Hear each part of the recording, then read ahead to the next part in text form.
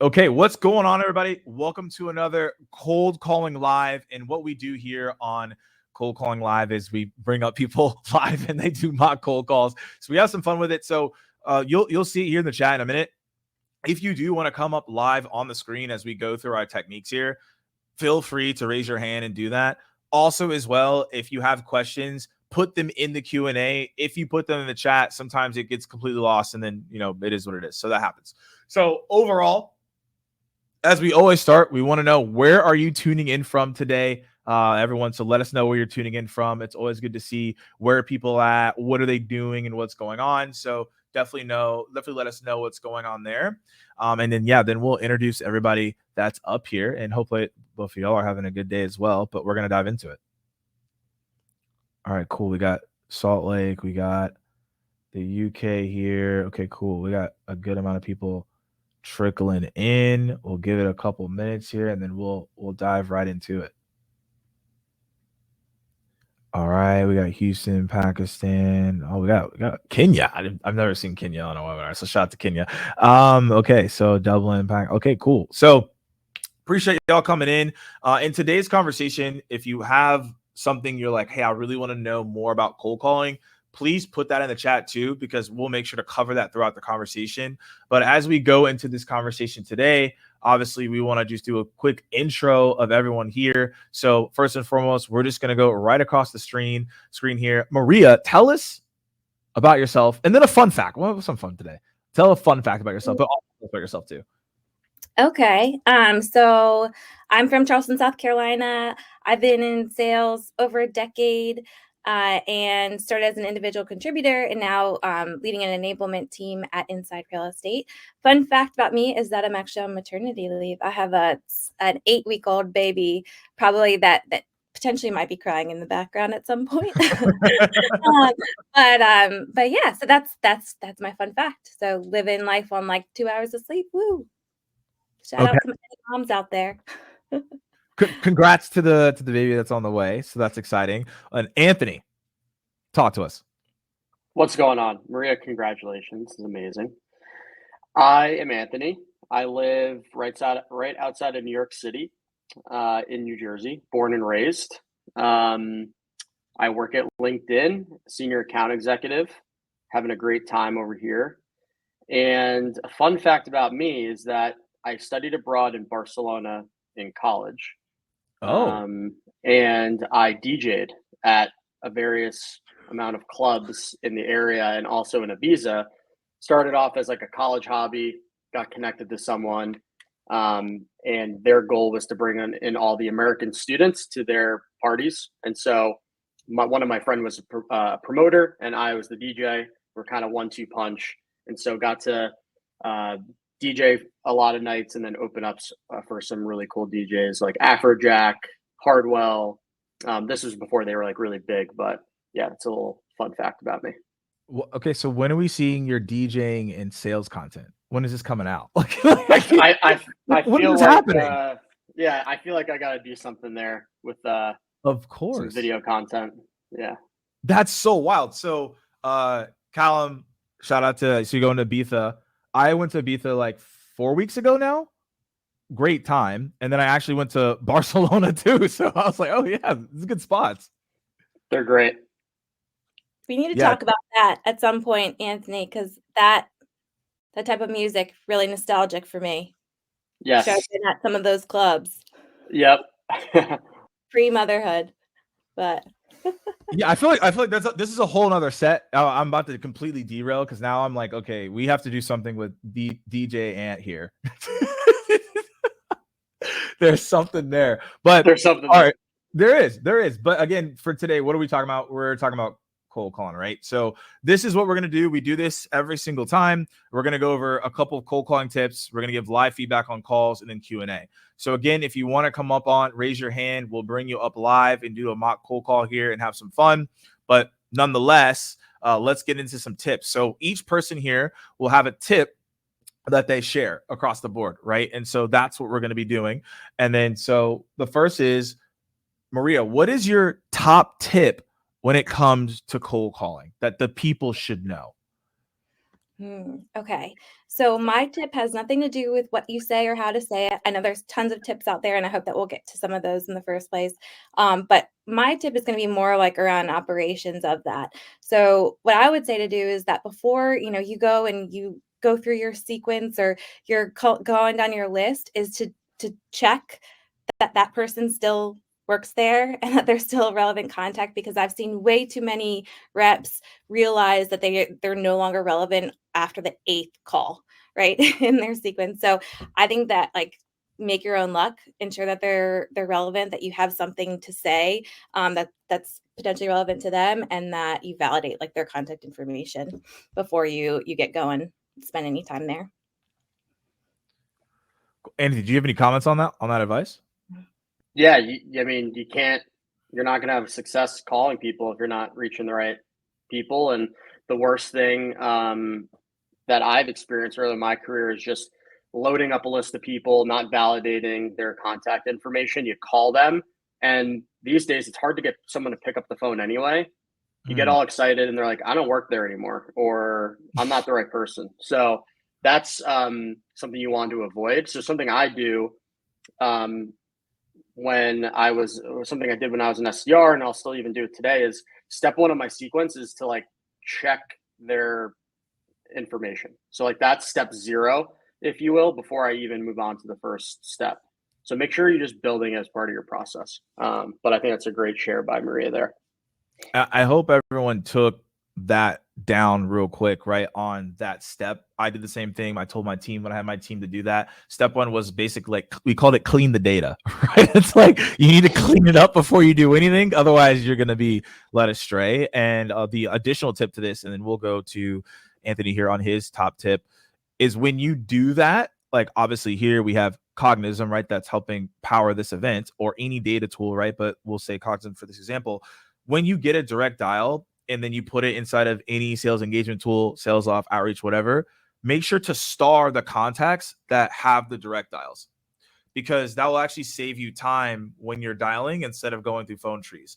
Unless you're one of those people who likes phone trees, then you're in question. But for the most part, like, I think everybody wants to just dial directly and have the conversation. So I would say make sure to star that contact and be like, okay, cool, this is the person, the people I'm going to call first.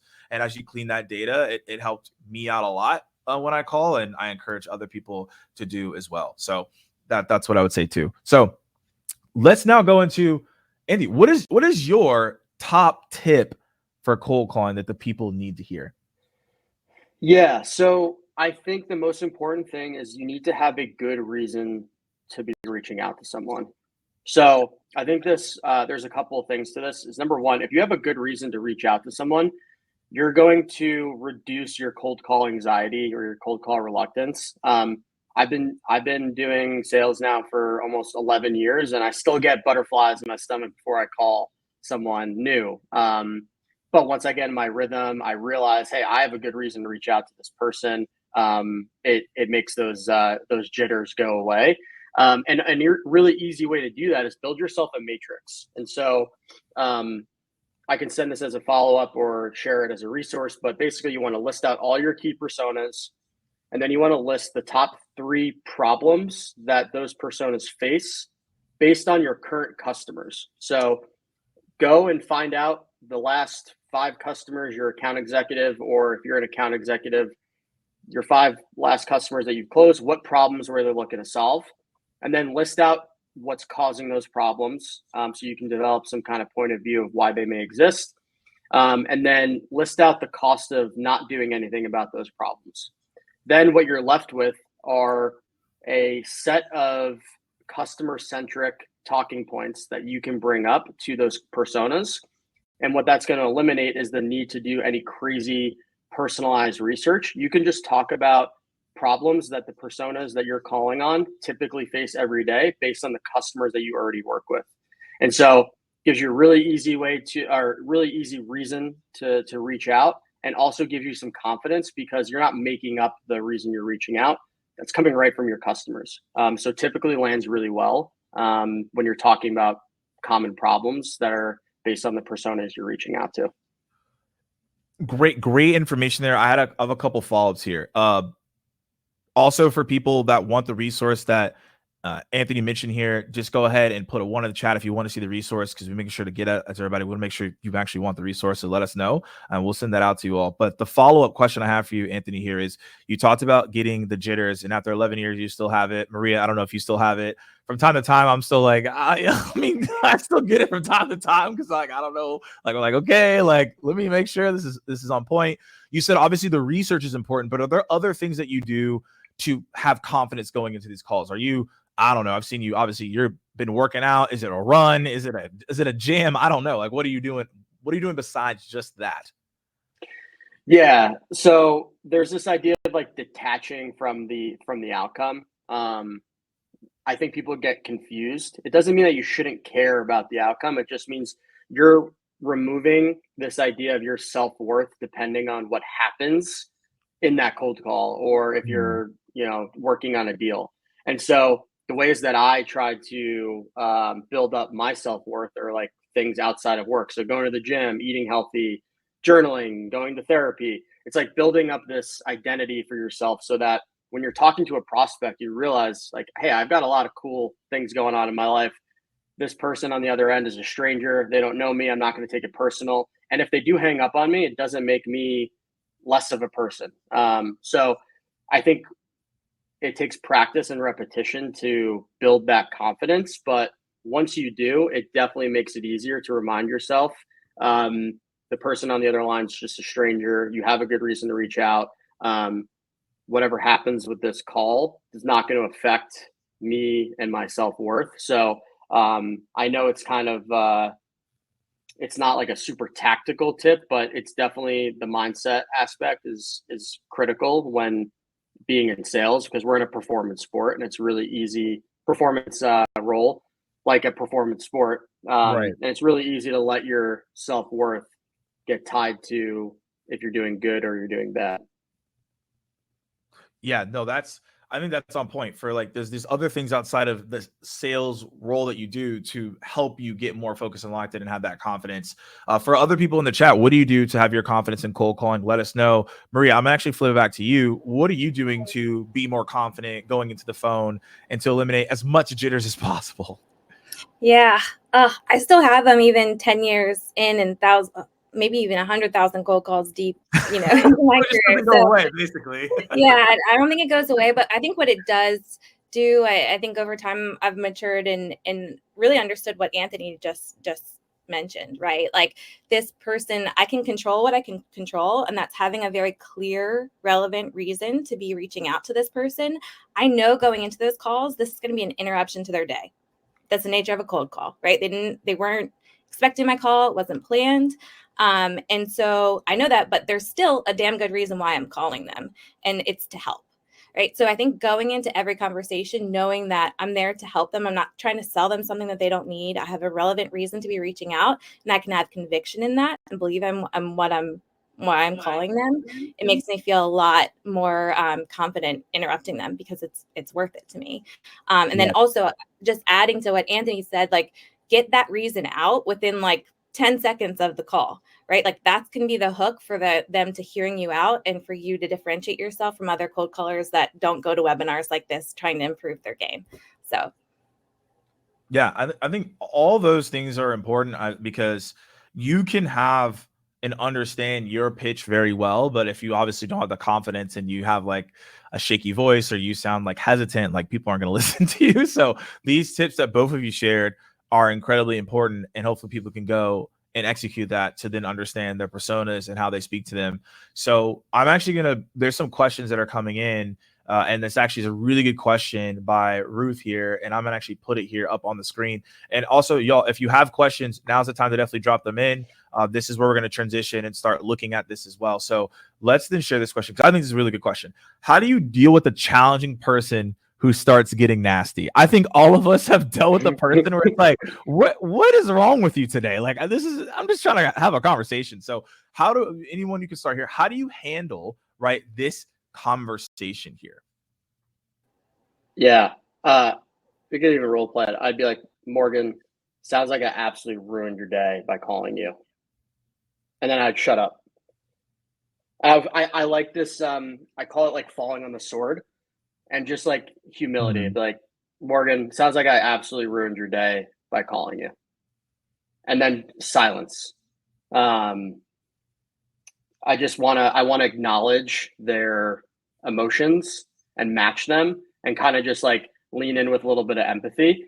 And you'd be surprised. Like, some people are just having a horrible day and they'll hang up, but then some people would be like a sigh of relief and like their walls will come down a little bit. So it's kind of like Chris Voss, Never Split the Difference, like mirroring, and just like repeating back to like picking up like what they're putting down and just calling out the elephant in the room based on their tone.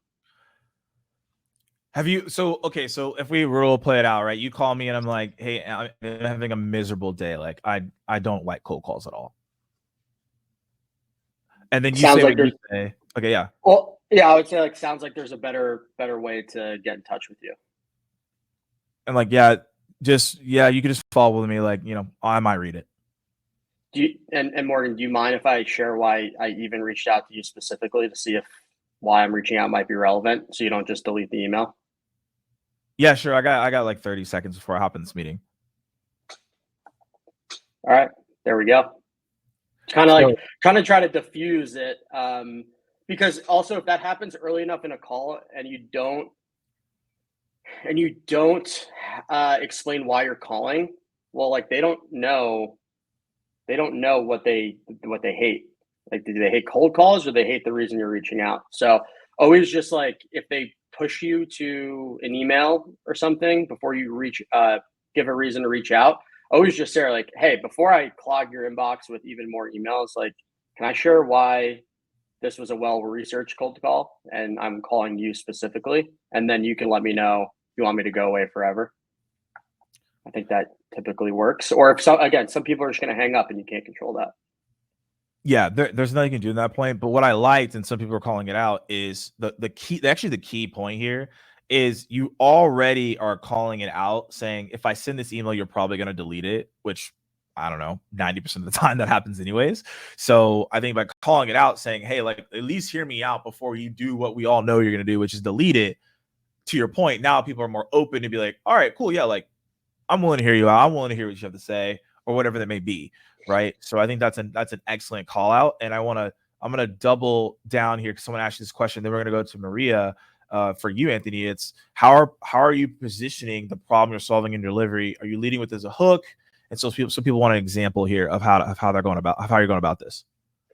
Yeah, so I use a permission based opener so that like, I can avoid. People hate sending these, email. man. I saw someone just getting a tizzy about it. I'm like, it's not that deep. Like, yeah, I just say, hey, be completely honest, this is a cold call. And then what I say is like, it's a cold call, but it's a well-researched cold call. Mind if I share why I'm reaching out to you, Morgan, specifically? And they're like, me specifically? All right. And then they typically give me room to share. And then what I do is I start with, once I get permission and how I position the problem is I start with the relevant reason I'm reaching out, and then I share the problem. So if I was like selling sales training, I could be like, hey, Morgan, saw you were, hiring 4 SDRs in EMEA. Typically when SDR leaders like you are hiring, they're looking to give the best enablement possible, but they find it hard to stay up to date with like what's actually working for their teams. I'm curious, like, how are you planning to make sure your SDRs that you're hiring are up to date with, what's actually working in EMEA, given this is a new region? right. So I do relevance, problem, and then I kind of poke like Josh Braun does, poke the bear by asking them a question about the problem.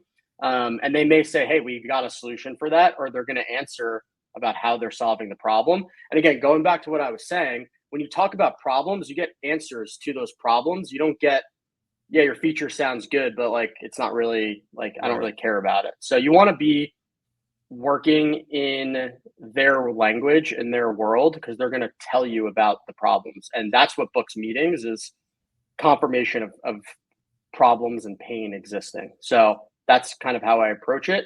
And it's very similar to if you were sending someone an email, it'd be the reason you're reaching out, the problem, and then how you solve it. the piece that's missing in the cold call is asking them about how they're solving it today versus telling them how you do solve it. Yeah, that's a really good point, because even again, if they already have something in place, at least you know. But the goal is right, this starts a conversation to then lead it to wherever you need it to go, whatever that may be, right, in that scenario, which is ultimately the key. And this kind of goes into, okay, so once you're in this conversation, though, objections will happen. So Maria, I actually want to come to you on this, because we have a lot of people upvoting this questions. And by the way, if you'll go in the Q&A, you can upvote the question that you want to get answered here across the board. And if you want to come on live with us, you can as well. But if you just want to ask it in your Q&A here, we're upvoting it over here. So I'm just taking the ones that have the most upvotes, so everybody knows. But here is, how can I deal with someone who's happy with the current system and they don't need our company solution? So again, this is what we just talked about. They knew they had a problem. They already solved the problem by getting something else. They already are using this person. Now we're trying to obviously move them to something else. So Maria, I know you've been in enablement roles. You continuously are leading sales teams and things of that nature. Well, what are you training your teams to say here to potentially get the meeting forward? I know there obviously can be a lot of ways to handle this objection. So would love to unpack this here. Yeah, absolutely. So this is one of the most common, right? I think we've got two things. Number one, we've got to assume that most of the cold prospects that we're calling have a solution in place. They're not hand raisers. If you're cold calling someone that didn't ask for your call, like, they probably likely have one of your competitors or doing something in-house or whatever. So I think making that assumption and going in with perspective, like to Anthony's point, can help prevent this objection from occurring in the first place. So I think that's number one. I think a lot of times we get that objection when we lead with, hey, I'm calling from this place. This is what, have you heard of us before? This is what we do. And they're like, oh, we've already got that. We're good. So I think if you go in with that observation, like, hey, I noticed this, wondering if you had quick 30-second for me to ask you a question. And then they'll be like, a question. Okay, yeah, what's up?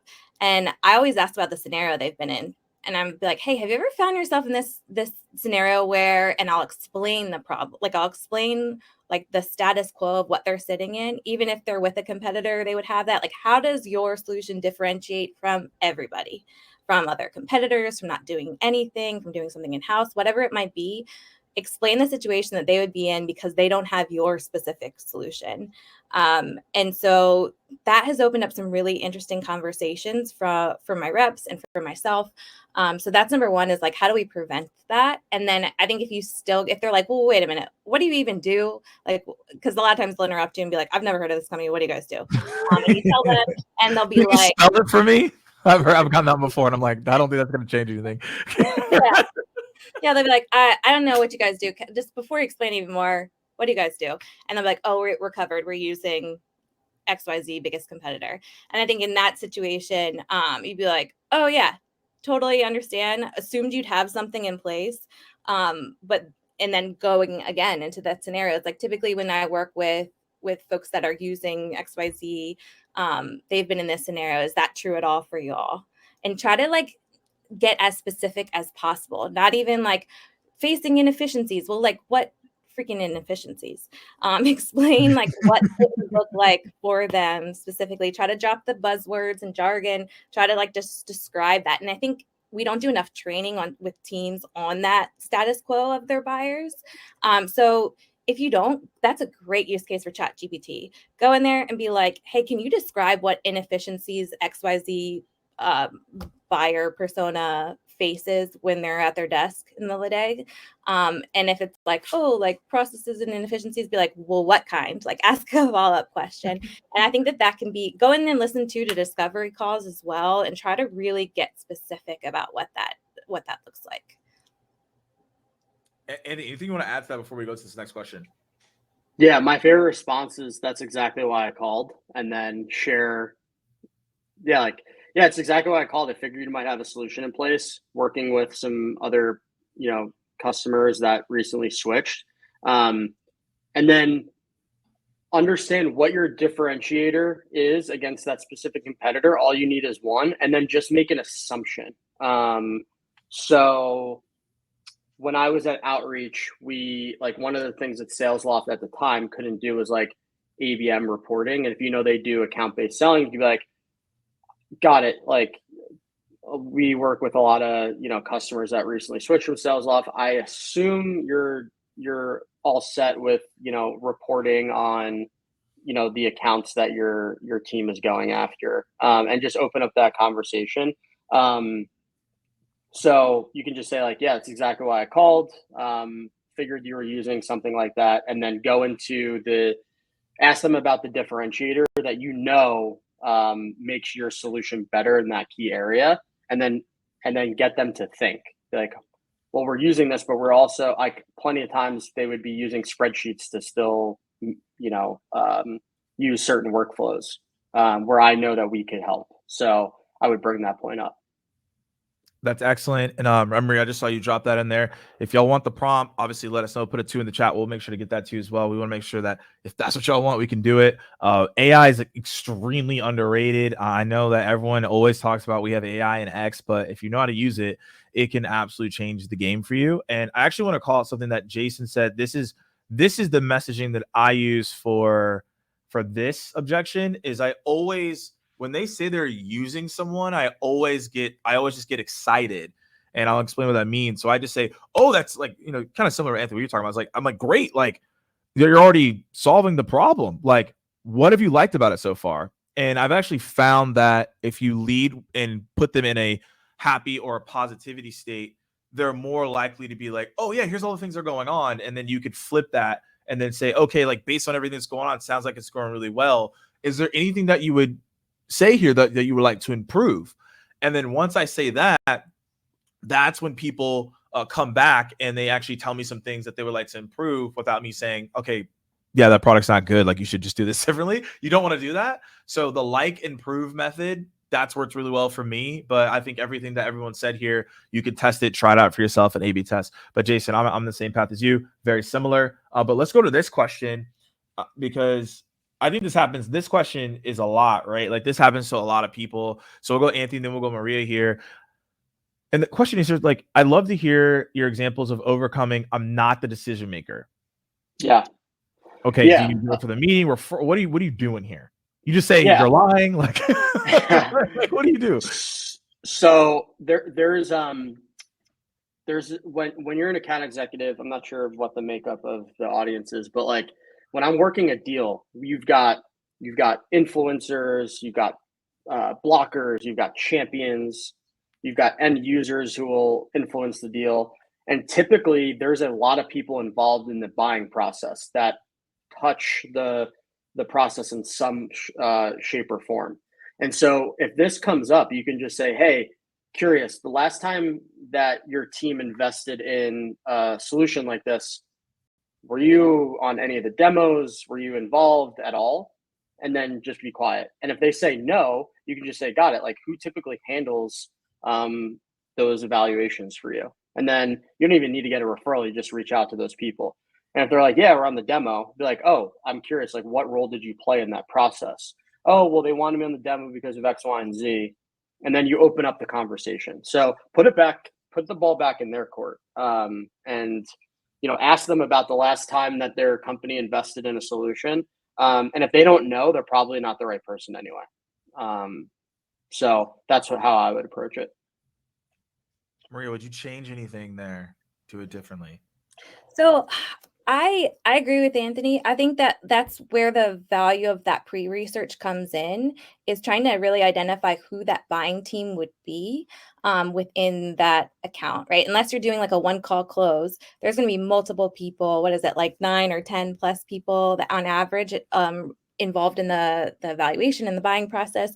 So you're going to be calling up and down an account if you're mid-market or enterprise. Right. And so I think like we need to not just be calling decision makers. We need to be calling, like getting like from end user perspective. That's really where the pain is, right? For the most part. So really be like, oh no, totally understand. Didn't think that you'd be the one signing a purchase order. I just wanted to find out if this scenario is relevant to you at all, given your role. And then you could say typically the VP of sales is involved in the process at some point because they are experiencing X, Y, and Z problem.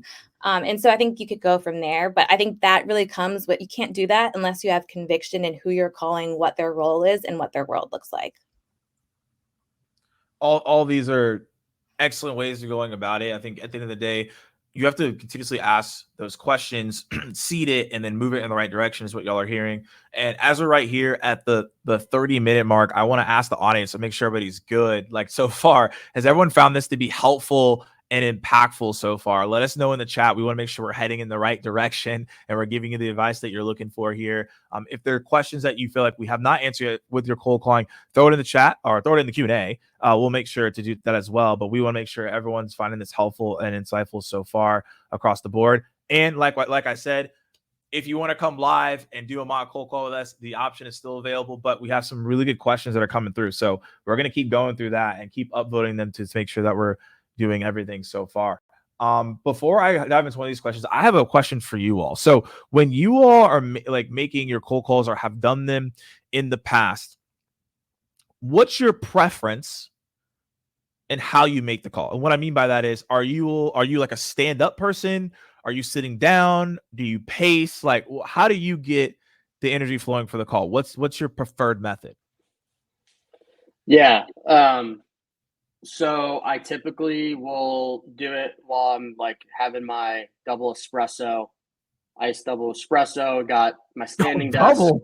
Oh yeah, double, baby. Okay. I've got music going. I'm definitely standing up and walking around. I can't just be like sitting like this and be like and making calls. It doesn't work for me. I need the blood flowing. So I'm standing up, moving around.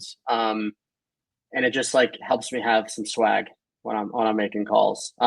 Because I truly think that tonality in cold calls is more important than what you say. You obviously can't say weird things that don't make sense, but unless you're Will Falkenberg. Yeah, exactly. If you come across as confident and familiar and cool, calm, and collected, and you're matching their tone, it's going to be really hard if they're willing to hear you out, not to have a good conversation. Yeah, I agree. Tonality is everything. That's why I'm a stander for the most part if I can. I mean, if I can't for whatever reason, then like, okay. But for the most part, I like to stand. I feel like it's easier. Someone else said I'm a pacer. I wish that I could just continuously pace, because on Zoom you can't like take your computer and paste around the room on your video. But I wish I could do that because I love the pace. But Maria, like, what's your style? Me and Anthony both take dumbbells. We just we're lifting while we're calling and talking through the pain. No, I actually have done that before, but you have. How did it go? I'm a stand-up person too. I think that like I tend to like slouch when I'm sitting down, and you can hear that in my voice, and then I get tired and monotone. And so I think it really is smart to be mindful of how you're standing and how you project your voice, and that you're smiling, like so many people have said in the chat. Yeah, I think that's really important. I want to get one of those walking desk things, one of those walking pads. That seems really good too when I get back from maternity leave. So if anyone has a good one that they recommend, I'd love to know what that is. I've also seen a lot of people doing this as of late, and now I'm like, I wonder if I should get one myself. Heard it's really good. What they're saying. I don't know. Anthony, I feel like Anthony, you have one somehow. You would have one. What the walking? The walking? Yes. Oh, no. I could totally see you having one. I don't have one, but I have a Peloton right there, but no walking. I should try Peloton cold calls. That would be a move. Okay, Katie. Okay, now Katie, you either have to come here and tell us, or you can in the chat. Like, what makes it fantastic? I've actually been on the fence about this because it's like it kind of makes sense, but like I'm curious. So we'll get her commentary in a minute. And Sarah, I'd be out of breath. Yeah, I don't know. I feel like it's like it's really good if you're working, but I feel like if you're at a meeting on a walking desk, I feel like that might not be the move. If you're like selling. Yeah, I think internal meetings, like team meetings, I think it's good. We have really informal team meetings, so I think that would be good, but maybe like not. A discovery call, you're just like, well. Yeah, I feel like that just wouldn't be it. No. Okay. Look, I'm investigating. So, Kate, thank you for your piece here, because I was like, oh, I think so. But this is actually pretty good here. This is a question we typically get on here, and we always get different answers. So this is, I like this question, which is opening lines. What's been the most successful? I know, Anthony, you kind of went into a little bit of how you phrase them. You're a permission-based opener. So Maria, we'll go to you. I'm also a permission-based opener person as well. They somehow are getting a lot of hate right now. I don't know why, but tell us about what opener you've seen that's been the most successful. And then we can obviously, if, in the chat, if you have some too, feel free to share with us. Me first? Yeah, you first. Sorry. Yeah. You're good. You're good. Yeah, so I don't have any gimmicks with this stuff. I just go in with my research. Hey, Maria Bras calling, and I give my full name. I heard people of power say their full name when they introduce themselves, so I know that's a little thing. But hey, Maria Bras with Inside Real Estate. Listen, know you weren't expecting my call, but saw that X, Y, or Z. Saw that you're hiring SDRs and growing your team, and because you are, wondering if I could ask you a quick question. And usually they say yes. And then I explain, okay, well, have you ever found yourself in this scenario where blah, blah, blah, blah, blah happens? And I get past it like 99% of the time. Rarely we actually did an experiment, an A/B test on my team where they were first, before I started, they were leading with, hey, this is what we do, and not showing any sort of research until later in the call. And the average time for calls tripled. Like it was extremely low to like seconds for cold calls to it ended up being like 4 minutes as the average. So getting a lot more of their time leading with that, like Samantha McKenna, show me you know me. Shout out to Sam. Great people. If you don't follow her, you absolutely should. And okay, so here's a question for you.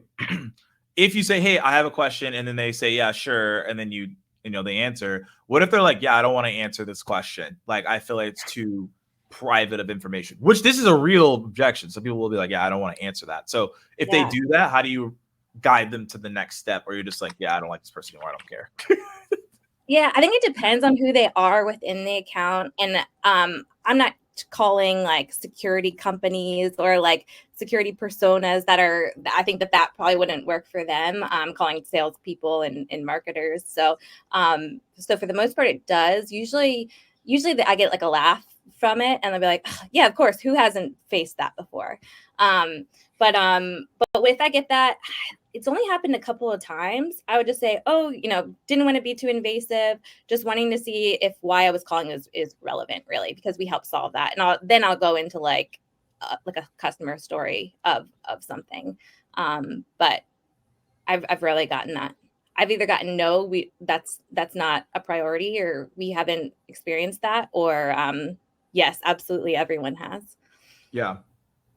No, I think that's great. And then Anthony, you already mentioned a couple of interests. Anything else you want to add to this across the board? Yeah, I think you just gotta be like honest and transparent with the opener. Be like, hey, you were not expecting my call, but mind if I share why I was reaching out to you specifically? It seems to work for me.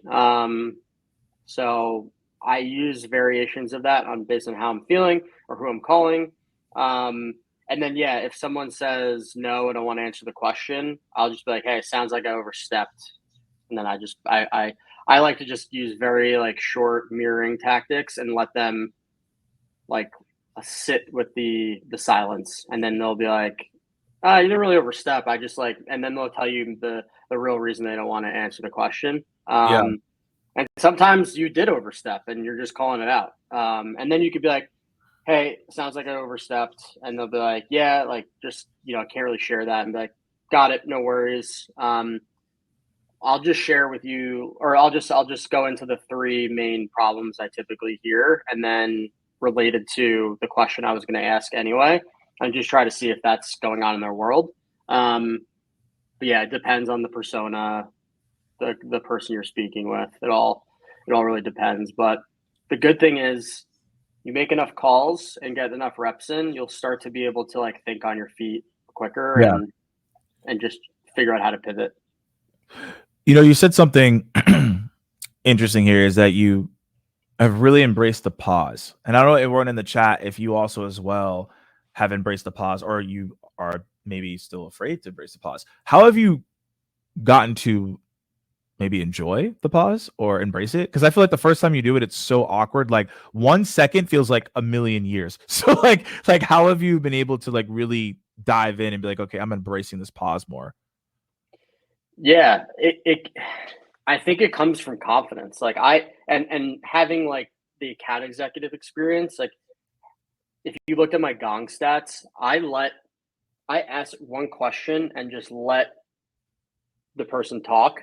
I'll sometimes put myself on mute and I'm just listening and listening and listening. And even after they Yep. finish, I won't respond. And then they'll add more. And so there's science and data behind giving someone room to speak and not responding right away. And they'll typically share more. And I think you have to start to become comfortable and you have to practice it like anything else, because your brain is like, I have to respond, like, or you hear something and you interrupt them. It's the worst thing you could do. The worst. Let them talk, pause, and just say, appreciate you sharing that. A lot to unpack there, and then ask the next follow-up question based on what they shared. So it all comes back to tonality, confidence, giving them room to really share. So I think it's just, again, it's practice like anything else. Y'all heard it there. Practice, embrace the pause. And he's absolutely right. I typically tell people, especially on a cold call, if you do like a 1.5, 2 second pause, it's going to feel very weird, but you'll find a lot of people will continuously keep talking. It's just what we want. So embrace that pause. It also allows you to collect your thoughts, be composed, especially when you're handling objections. You don't want to come off as like hostile or aggressive. So that pause really allows you to be like, okay, let me sit with it real quick. And then now we can take action on what needs to be done. So I wanted to definitely call that out across the board. And so as we wrap up, there's a couple questions that I want to definitely address here. And y'all have some really great questions. What I want to do here is actually answer this, because I know that obviously, Anthony, you probably have a little bit of insight on this because you work at LinkedIn, but here's this like thoughts on warming up leads right before calling versus straight cold calling, right? So Maria, we'll go to you. It's like, how are you coaching your team to incorporate steps to make sure the call is, let's say, a little bit more warm? It's a little bit more approachable than just a straight cold call out of nowhere. Yeah. So I think that there's a lot of things that you can do. Anthony probably knows better than I do with this, but if you're selling to a persona that's active or posting on LinkedIn at all, there's a way I know through like the filters and sales nav to show if they've posted with, recently. And a lot of times I'll like their post, or I'll try to like contribute to the conversation in the comments. And I think that that's really valuable because, most people maybe have 6 comments or 2 comments. And if you're one of them, they're going to recognize your name. And, so I'll send them a connection request, or if I can like something, don't be creepy and like something from 2 months ago that they posted, right? But I think if they've done it within the last like week or so, like that's fair game. And then if they haven't, if there's not something like that you can engage with beforehand, then come to into that conversation having some sort of observation. Hey, like congrats on that promotion that you just got, or like if you can say either something positive like that, or connect something that they did, or their account, like you noticed in the account, to that problem, then they're going to show that you've done your homework and you're not just smiling and dialing. 100%. Anthony, Yes. what are you thinking? Well, you have all the goods here. You're at LinkedIn, so you have the best practices. Yeah. So yeah, it definitely, if your prospects are posting on LinkedIn, definitely comment, like, don't ask for anything. My favorite 3-step triple touch thing to do is to send an email, send a LinkedIn connect request that says, hey, I sent you an email, just want to put a face to the name. Either way, have a good rest of your week. And I don't ask for anything. Again, it's just it's a touch to build awareness of who I am. And then if they open my email or accept my request, I'll be like, hey, Morgan, it's Anthony Anatoli with LinkedIn. Does that name ring a bell at all? Yeah. So I change my opener based on the prospect's engagement. So if I send an email and someone opens it 9 times, and my next step in the sequence isn't until, Monday, I'm not going to wait until Monday. I'm going to pick up the phone. I'm going to call, and I'm not going to say, hey, I know you weren't expecting my call. I'm just going to say, hey, it's Anthony Anatoli with LinkedIn. Does that name ring a bell at all? And it should, because they opened my email 7 times and they accepted my connect request. So it's all about using like the sequence or the cadence as a way to drive awareness for the problem that you solve, and then using the insights you can get from the cadence or sequence or your LinkedIn engagement, and using that to your advantage to switch up your the tactics you use to execute and interact with the prospect. I think these are all great tips across the board that you all can leverage. As we wrap up, we're going to get to this last question, and I think this is probably on the top 3 objections that people get when they're on a cold call, and you can take this back to your teams and incorporate it. How do you handle, I don't have time for this, I'm busy, and let's say this is probably in the first 10 seconds of the call. So whoever wants to start first, how do you handle this objection? Or you don't? Maybe just like hang up on them. People are gonna hate me because it's the same thing. But I'll be like, "Hey, sounds like I interrupted you in something in the middle of something really important." And they'll be like, "Yeah, I'm taking my kids to school." I'm like, "Oh," like, and then maybe say something funny after that, or like, "Yeah, I'm like in the middle of making dinner." I'm like, "Oh, what are you having tonight?" I don't know. Like, just be have fun with it. And also, how often do you get to hang up on a prospect and be like, "All right, I'll call you tomorrow," and then hang up? There's not much you can do if someone's not giving you the time of day. So have fun with it. Be light. And again, remember this is a stranger, so it's not that serious. I would say before we go to Maria, like you said something on the second one is just hanging up on them. Y'all have probably done this before, and people in the chat, you probably done this too. It's baffled me in the beginning, but now I've realized it's just part of the game. Someone can tell you I'm not interested at all and like despise you that day, and you could call them literally 3 days later with a different intro, and they'll be like, "Oh, this is exactly what I'm looking for." I'm like, okay. It's very interesting and it's hilarious, but that's how it goes. They're going to forget you like in the next 3-4 seconds after the call. So coming back and calling again is always okay to do that. Obviously if you remember to do so. But Maria, what's your take on this? I think I do very similar to what Anthony does. And I think like be a human. Like he just said, well, what are you having for dinner? Or, I've talked to someone who was at like returning their rental car and it's like, where are you coming from? Or where are you going to? And I think like if you're just curious and like have fun and be yourself, which I know is hard, it takes confidence and probably repetition and practice. But then it's like your follow-up after that can be about the spaghetti meatballs they were making their family. Or, like you can bring like in put some of that personality into your follow-up of like, oh, wow, this is a real human that I can engage with and not a robot. So I think that I wanted to point that out. And then also you can prevent, I think it's that objection is either true, like they actually are running into a meeting. Maybe it's 5 minutes before the hour and it's like, okay, that's true. Or it's not, they're just saying that because they don't see talking to you as a good use of their time. So again, I think you can still like try to control what you control and prevent that objection by your tone, speaking slowly with confidence, without uptones, and also leading in that first 10 seconds with that show me, Samantha McKenna's show me, you know me, like observation, and then asking for permission. So like, that's one thing I've changed up recently is sharing that observation first. Be like, I noticed that you're hiring SDRs right now. And because you are wondering if I could, steal 30 seconds to ask you a question. And that I found has really helped people. It prevents objections and it's helped our calls get longer and lead to more meetings. I mean, that's what people want, more meetings and longer. Oh, not too, you don't want a 30-minute cold call. That's when it gets a little out of pocket. But I always got time for that. Yeah, I had a rep one time and he's like, I just had a 28-minute cold call. He got the meeting, but I was like, what were y'all talking about for 28 minutes? What were you doing? Yeah. Exactly, Harry. No one has time for that at all. I thought it was funny. But anyways, y'all, we're wrapping up. Again, if you found this to be helpful and insightful, let us know in the chat because we always like to see, if we want to continuously do things like this, bring the guests in this format. But Anthony and Maria, let us know, where can people find you if they want to hear more of your insights and tips you shared today? I don't have a course to sell or anything like that. Just hit me up on LinkedIn. If you need help, DM me. I'll try to get back to you as quickly as I can. Awesome. Yeah, maybe in the future. I'm not going to make any promises, but I'll probably try to sell you something in the future. I love that. Hey, see, that's fair play.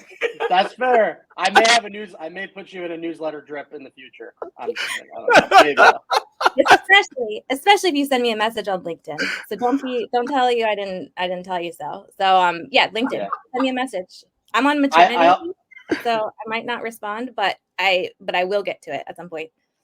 I also just want to say it's really impressive that everyone showed up and is investing in themselves. Yeah. Owning your personal development and investing in your success is the best thing that you can do. So I just really applaud everyone that made the time to come here today and appreciate it. Yeah, I would echo 100% what Anthony said. And actually, as we wrap this up, now that you said that, I'm actually very curious for both of you. Anthony, we'll start with you since you brought this subject up. You don't have to go into numbers, but let's say on a monthly basis, let's say how much time do you spend on your own personal development? And that could obviously be outside of the like other things that you do, like maybe it's just like courses and stuff you buy, but like overall personal development. I'm actually curious for both of you. Yeah, I would say so. Every morning, I spend 2 hours. I mean, I don't have kids, so I just want to preface that yet. But like, I go to the gym every morning. I journal, and then like I have a shutdown routine. So like, it's every day. Like I really get in touch with like taking inventory on how I'm doing and invest in that. I have a coach for my workout plans. I have a therapist, so I invest time there. Also, I do coach some people on the side, so I invest back into people, which is like selfishly a way to invest back into myself because it's a way to give back to people. So tough to put a number on it, but it's like it's every day. Obviously, there's some days when I like turn my brain off and do nothing, but like if that's like a few times a month. But I need those. I need that like time and energy investment back into myself to make sure I'm showing up to like webinars like this and my customer calls, my team meetings, the best that I can. It's not gonna be perfect every day, but yeah, I do it a lot. I invest a lot into my personal development. Awesome. Morning or evenings? I don't know if Morning. you have something. Morning. Okay, cool. Maria. Yeah, I'm short on time with an infant and a toddler. But what I do outside of work, especially now that I'm on maternity leave, when I'm in, working in my company, I'll listen to calls all the time that meet certain criteria that I want to be learning about from our buyers. So that's one thing. I think that's huge. And then another thing that I'll do now that I'm maternity leave is there's some really great podcasts and webinars like this. Like I listened to the Josh Bronwyn Morgan yesterday, but anytime I'm doing like a chore where I don't have to be responsible for children, I pop in my headphones and I'm vacuuming and I'm like just ingesting like webinars like this or podcasts that are going to give me more business acumen or financial information or sales skills or specifically about the industry, like the most popular industry that I'm selling into. So I don't know a lot about real estate. I'm selling into real estate agents right now. So I'm learning about like the NAR trial right now and how that's impacting realtors. And so I think that that's important. I think a lot of times we'll focus on like improving our sales skills, which you absolutely should. But I think another thing you could be doing is learning where your prospects are learning and hearing like the terms and lingo and what they care about, what they're listening to. And that's just going to make you more, sound more educated on the phone over time. If you do even just like a podcast a week on their industry, it just builds on itself and you're going to take that back to your team and be a leader too. So I highly recommend it. Oh, I absolutely love all of this. And you two are going to laugh at this and everyone else in the comments is going to laugh at this, but I have found the hack. So my wind down time is playing video games. But what I do is I'll sometimes play video games that don't really require sound, like NCAA. Like I don't really need to hear the fans cheering. Like I know what that sounds like. So I will listen to a podcast while playing NCAA. This is a game changer. So I'll listen at like 1.5. Huh? We gotta play. We do gotta play. Dude, I love that game. I'm pumped. But the thing is, I will listen to podcasts or YouTube. YouTube's probably more preferred. And I'll be playing the game. And then when I hear something that's like a nugget, I'll pause the game and then I'll just write down the nugget and I'll just continue to listen. This has been a game changer. Yes. I used to be a morning gym person, but I've moved to Arizona, and because the day just starts earlier, like I literally wake up and it's like the things are happening. I've actually started going in the evening and the afternoon. Has been actually really good. Like you're doing all your stuff during the day, and then it's a good like decompression. I've gotten really big into the row machine. Like I love the row machine right now. It's probably my favorite thing ever. And then yeah, Rowers are so good. Talk about being efficient. You're getting everything in that. in what the which The rower. the row machine is incredible. Yeah. Like I'm in love with it. Like Yeah. top 3 things I look for in the day, the row machine, because it's so good. It's And only like a pace, like you could be there for a minute once you get the rhythm. that and the skier. Oh Yeah, that one's good. That's actually a really good one too. That's a really, really good one. And then I've started to take time investing into coaching. So just if I want to learn a skill, I've just found that like, okay, I could either just take the profit margin I have from the business and just invest into a coach and just learn this faster rather than me sitting and learning it. So I spend probably a lot of my time just with coaches to be like, okay, focus on this one thing and let's get this done. That's been great. In terms of podcasts, the podcasts I listen to now are mostly in B2B marketing, influencer marketing, content creation. I don't listen to that many sales podcasts. Not to say that I don't need to continuously improve my skill. It's just I've done a lot of trainings. I've done a lot of content on it. So I have a good understanding and I know the industry that I'm really focused on. I need to learn more of it. So I listen to HubSpot's Marketing Against the Grain. From time to time, I'll listen to Exit 5 as well. Also there's another. From time to time I'll just go like on YouTube and like Alex Hormozy will talk about influencer marketing, obviously like Gary Vee. So that's not like a podcast per se, but they're talking about the topic. That's like the majority of content that I consume. So that to this is kind of the last point. I think that once you have the foundations of selling, you continuously always can improve, and you should do that. But the next layer where you're going to be the better seller than everyone else is if you understand the industry more than everyone else. I should be able to hop on a call and be able to speak the same language as a CMO, and they should almost be like, wow, this person actually knows a little bit more than I do. That's how you want to come off to your buyers. So I actually spend way more time studying about my industry and the intricacies of it rather than the actual sales skill itself. And that'd be my advice for everyone. All right, y'all. So Harry, hopefully that's helpful. We're out of here. Go follow Anthony. Go follow Maria. Thanks everyone for tuning in and obviously investing in yourself and asking some really good questions. And we will see you hopefully on the next one. Bye, everybody. See ya. See ya.